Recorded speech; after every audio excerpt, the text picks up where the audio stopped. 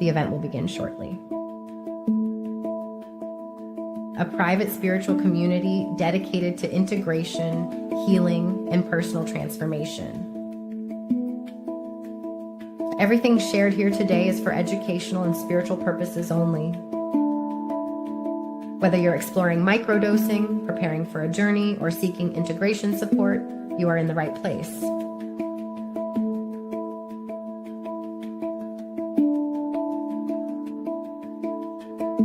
The event will begin shortly.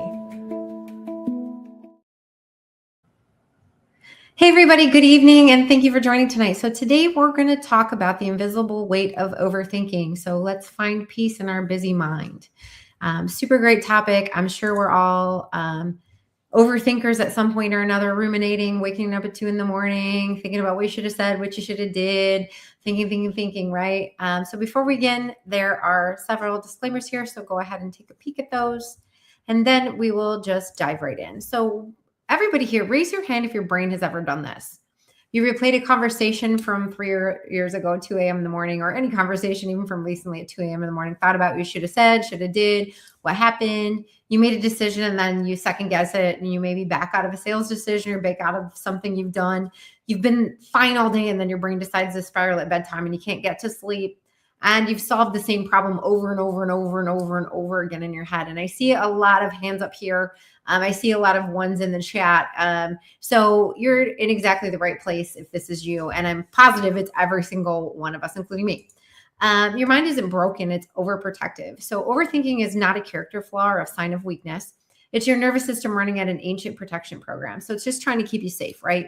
Your brain is scanning for threats, for things that make you feel unsafe. It just doesn't know the difference between a lion and a difficult email, right? So you're scared. So the problem isn't your mind. The problem is your mind has never been taught to feel safe. And safety is huge when it comes to regulating your nervous system. So research from the University of Michigan shows that 73% of adults aged 25 to 35 engage in chronic overthinking, means second guessing, ruminating. Yeah. So how heavy is your mental load right now? So everybody really quick in the chat, on a scale of 1 to 10, put in your number. So we're seeing lots of 7s, lots of 8s, 9s, and a 10. A lot of us are living in the 6 to 8 zone, and it's not normal. It's just kind of normalized that we're all tweaked out in our nervous system. So we've adapted to carrying a weight that has never been ours to carry. We're carrying all this stress all the time. Yeah. So overthinking brain, what's actually happening inside of you. So the default mode network, that little mean guy that lives in your head, is also your protector. It's your safety mechanism. It's your idle mode, and it's active when you're not focused on a task. And overthinkers, it doesn't turn off. It just keeps going and going and going and going. The amygdala hijack, the brain's alarm system, fires before the rational mind can respond. So, oh, is that a lion? No, it's just a stressful email.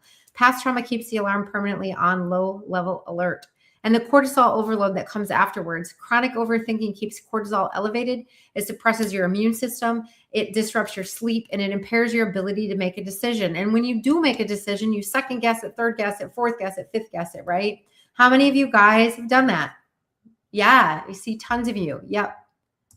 So let's do a 60-second mind quieting practice right now. So put your feet on the floor. So grounding is super important in regulating your nervous system. And if you could put it in grass, do that. But I'm sure right now we're not there. Take one slow breath through your nose for 4 counts. We're going to hold that for 2. And then we're going to exhale slowly through your mouth for 6.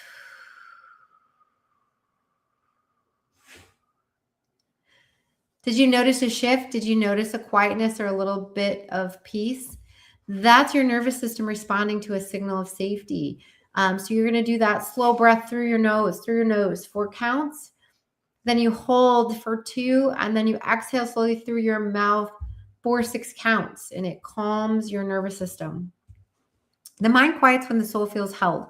So ancient wisdom traditions have known for thousands of years what neuroscience is finally confirming. You can't find peace through more thinking. You can't think your way out of emotions. You can only feel your way out of them, right? So it's often a spiritual disconnection. A soul has forgotten it's safe and it's loved and it's guided. And then we create a sacred container so we have some reverence, some community, and intentional practice so the nervous system can finally exhale. It's where you build community. It's where you build practice, where you meditate. It's where you ground. It's where you go lay under a tree, stuff like that, right? So you can't think your way to peace. You have to feel your way into peace. So what are you actually trying to control? So everybody look around, type in the chat. The thing I keep overthinking about, if I'm really honest, is my fear that, look in the chat, my fear that I'll be seen. Also the fear that I will not be seen. Oh, that's a good one.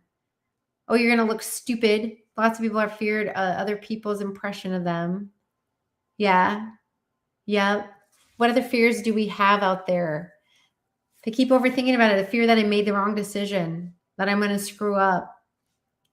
Yeah, there's a lot of fears. Look at these things scrolling in. It's the fear you just named. That's not a problem to be solved. It's something that you need to witness. Like that's what's going on in the inside right here in your spirit and your heart.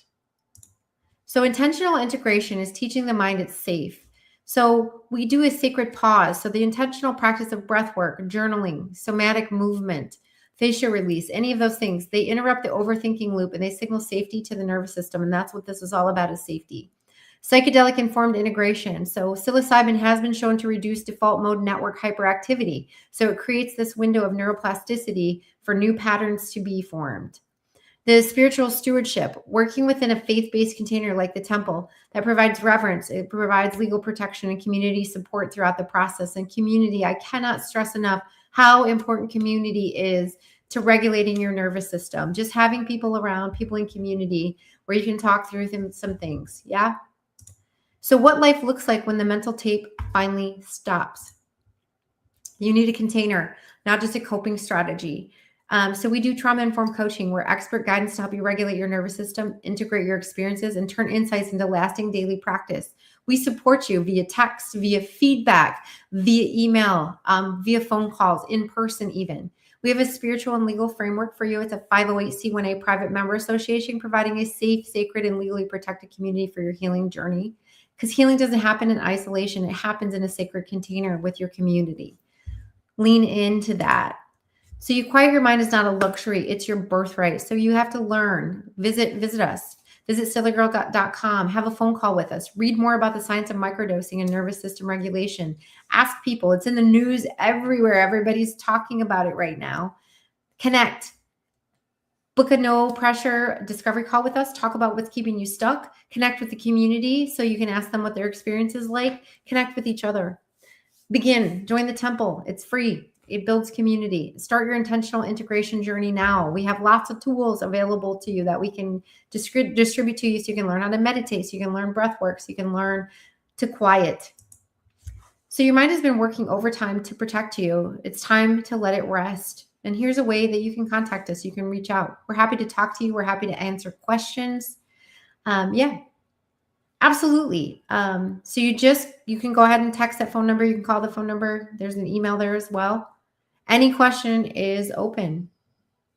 Absolutely. So what we'll do now is we'll go ahead and play our outro. So you guys just hang tight, and then I'll be right back here to answer those questions. Thank you.